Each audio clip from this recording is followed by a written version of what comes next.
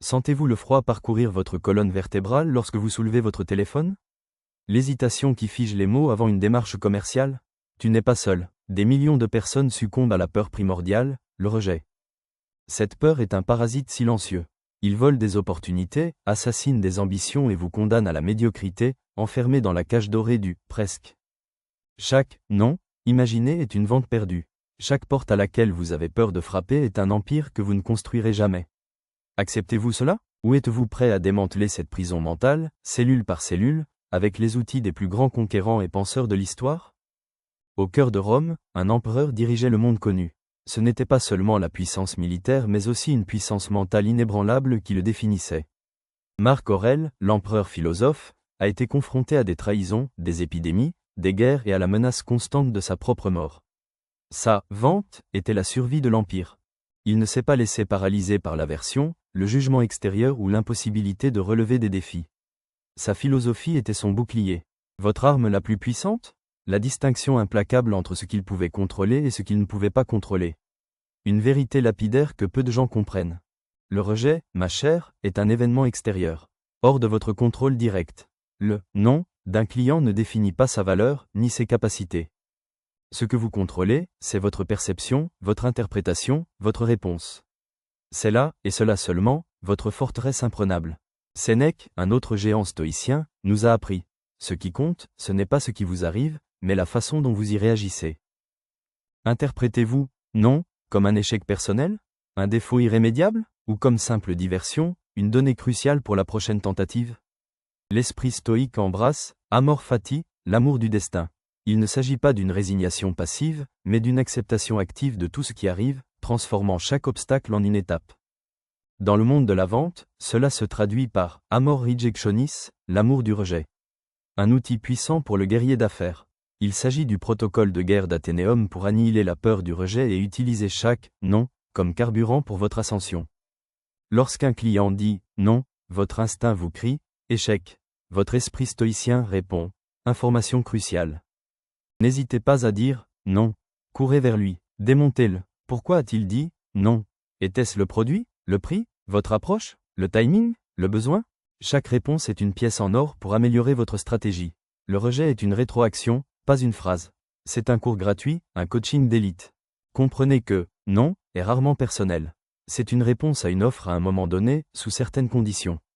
Ce n'est pas un jugement sur vous, l'être humain. L'erreur fatale est d'intérioriser le « non », ce qui lui permet d'éroder votre confiance en vous. Votre confiance doit être inconditionnelle, basée sur votre valeur et votre préparation.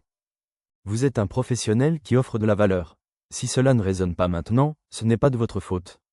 C'est un désalignement. Ajustez l'alignement, pas votre estime de soi. En vente, le rejet est une constante mathématique. Plus vous entendez « non », plus vous vous rapprochez de votre prochain « oui ». Chaque « non » est une itération. Pensez comme un scientifique. Chaque expérience ratée révèle quelque chose de nouveau. Cela fait partie du processus de découverte de la formule du succès. Augmentez votre volume de prospection. Acceptez qu'il y ait des refus. Mais il y aura aussi des victoires. Vous jouez à un jeu de chiffres. Le vrai vendeur n'abandonne pas après un non. Il l'enregistre, l'étudie et l'utilise pour calibrer sa visée pour la prochaine cible. Avant chaque séance commerciale, chaque appel, chaque rendez-vous, préparez votre esprit. Visualisez les noms qui arrivent et votre réponse inébranlable. Marc Aurèle pratiquait la préméditatio malorum, la préméditation des mots. Il imaginait les adversités pour ne pas se laisser surprendre.